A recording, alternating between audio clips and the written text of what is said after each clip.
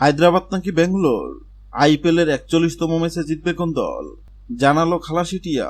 IPL 2024-এর 17তম আসরের 41তম ম্যাচে আজ 25 এপ্রিল রাত 8টায় মুখোমুখি হবে সানরাইজার হায়দ্রাবাদ ও রয়্যাল চ্যালেঞ্জার্স ব্যাঙ্গালোর।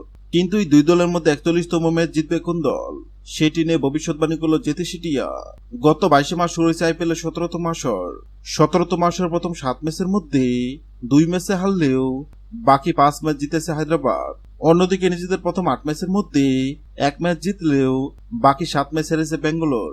হায়দ্রাবাদের বিপক্ষে এখন পর্যন্ত 24 ম্যাচ মোকাবেলায় 10 ম্যাচে জয়লাভ করেছে ব্যাঙ্গালোর এবং 13 ম্যাচে জয়লাভ করেছে হায়দ্রাবাদ। কিন্তু বর্তমান ফর্ম বিবেচনায় বেঙ্গলের চেয়ে এগিয়ে আছে হায়দ্রাবাদ।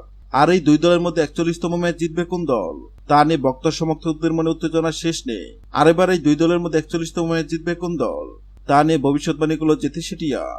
জেতিসিটিয়ার সামনে হায়দ্রাবাদ ও বেঙ্গালোর পতাকা রাখা হয়, আর জেতিসিটিয়া হায়দ্রাবাদের পতাকা তুলে এবং এটাও জানিয়ে দেয় আইপিএল এর 41তম ম্যাচ জিতবে হায়দ্রাবাদ। হ্যাঁ দর্শক, আপনাদেরকে বলছি, আপনাদের কি মনে হয় আইপিএল এর 41তম ম্যাচে হায়দ্রাবাদ নাকি ব্যাঙ্গালোর কোন দল জিতবে? অবশ্যই কমেন্ট করে জানাবেন।